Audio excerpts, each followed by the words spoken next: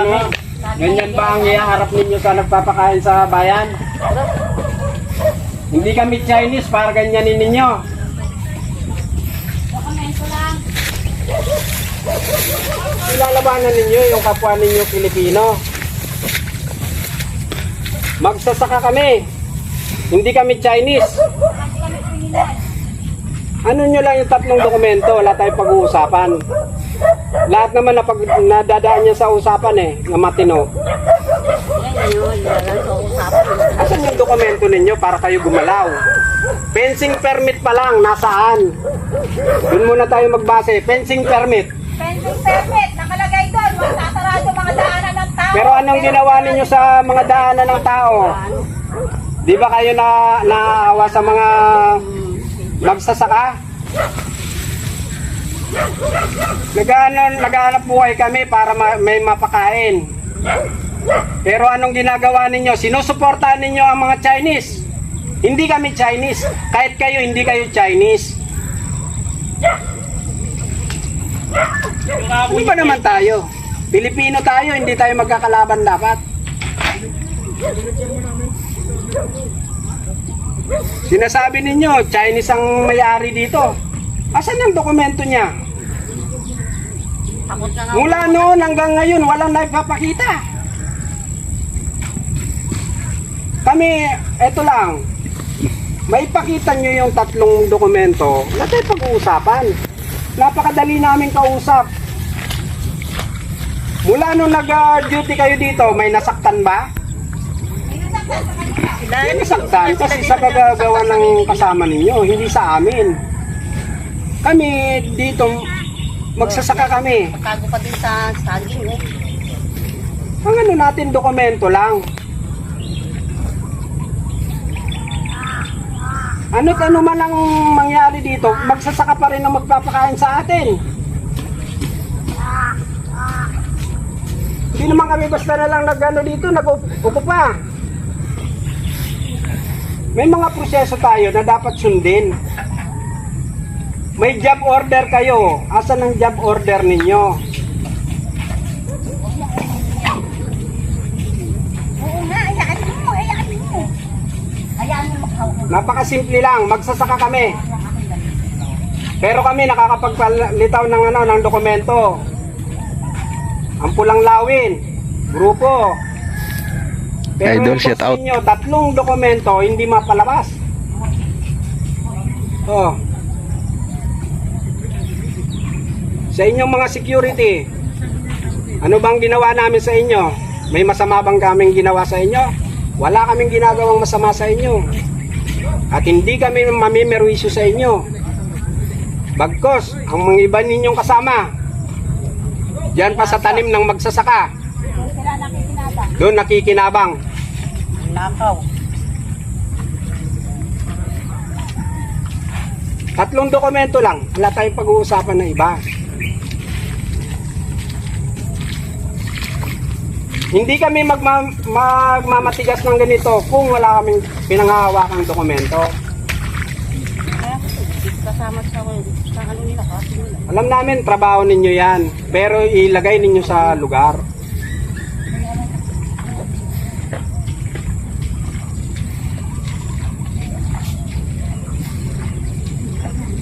Tignan ninyo yung palay na nasira. Hindi na naabunuhan dahil sa kagagawan ng amon niyo. Huwag natin ipilit yung wala tayong dokumentong igagalaw dito.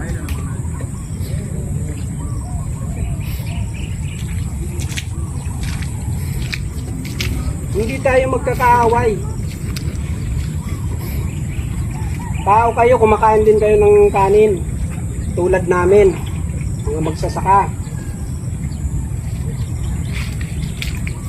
Kung ipagpapatuloy ninyo yung panggigipit sa amin, para naman ninyong sinabi na Pilipino sa Pilipino magkaaway. Huwag na yung apakan yung masakay dyan.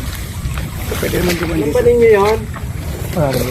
Bigyan, malalim. Bago kayo gumalaw, Huwag na kita nyo muna yung dokumentong hinihingi namin. Tatlo lang. Tatlo lang ang hinihingi namin. Sir, nandiyan ka. 3 lang ang hinihingi namin. Hindi yun mahirap. Kung siya ay liitin mong may-ari nito. Nasabi naman na po kasi namin. Kahit sinasabi niyo, sir, kailangan yung dokumento ipinauuna bago yan trabaho. Kami nakikipag-usap sa inyo ng matiwasay.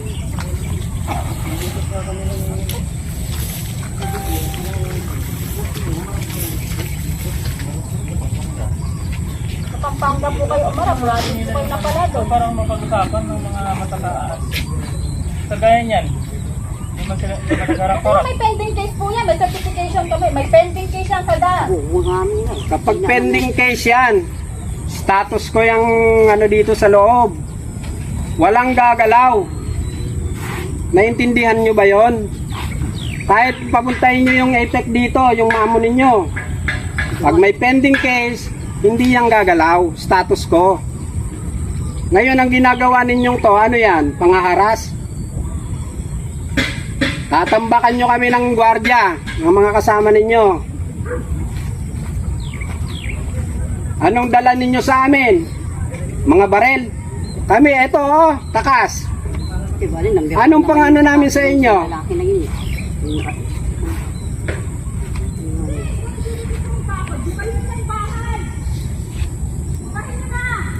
Diretsuhin nyo na yan kung gusto nyo talaga. Iba nyo yung bahay. Hindi pwedeng paliko-liko. Magulo naman yung bakod na yung paliko-liko. Diretsuhin nyo na! Gusto nyo gibain.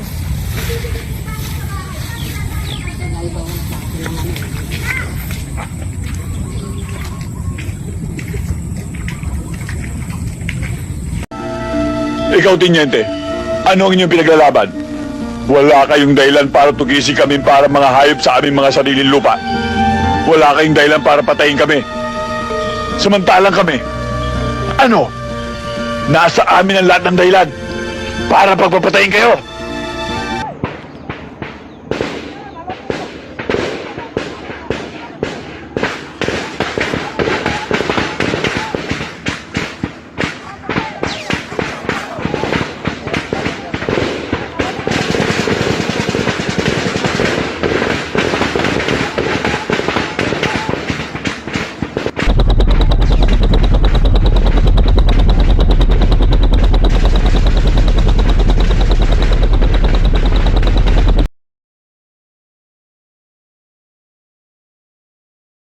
Commander, nais ko ipaalam sa'yo na makabubuti siguro magkaisa tayo tungo sa kapayapaan.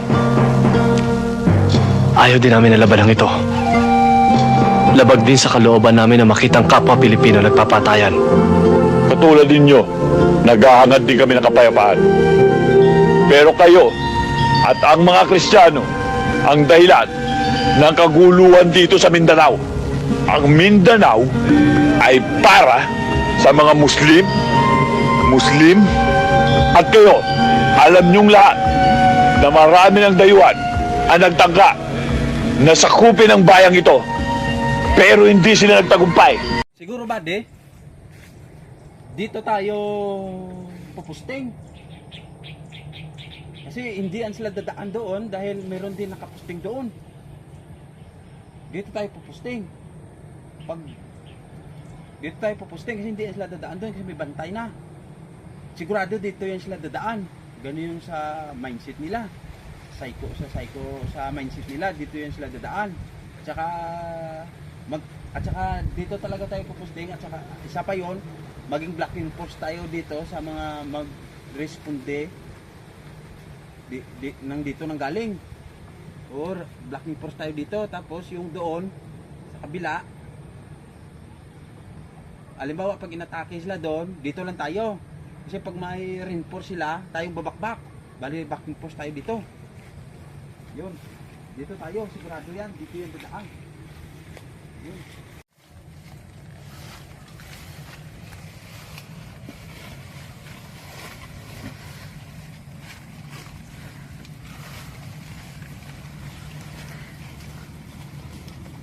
Timbrehan mo ko, buddy, pag nandyan na sila parating, buddy, ah. O, diyan ka buddy, diyan ka lang. Timbrihan mo ko pag parating na sila. Ano ka lang? Timbre ka lang dyan pag parating na sila. Sigurado dito yan sila dadaan. Handa ka dyan buddy ha. Handa ka dyan buddy.